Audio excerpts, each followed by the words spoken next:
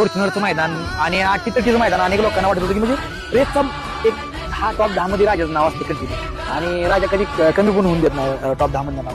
परंतु काय असतं काय अडचण आली म्हणजे राजानं काम गटावर मार खाल्ला अनेक लोकांना म्हणजे राजानं गटाला मार खाल्ला परंतु का खाल्ला काय झालं किंवा काय नियोजन कुठं चुकलं आणि चंद्रराजा ज्यावेळेस एकनाथ शिंदे साहेब ज्यावेळेस नाव घेत होते त्यावेळेस चंद्रहादाने आवडून सांगितलं गर्णिकेचा राजा हिंद घेतली राजा गर्णिकेचा राजा म्हणजे एका मुख्यमंत्र्यांनी राजाचं नाव घेतलं म्हणजे राजा त्या लेवलचा आहे म्हणून घेतलं नाही. परंतु काय होतं अडचण झालं कुठं अडचण कसं झालं ड्रायव्हरच्या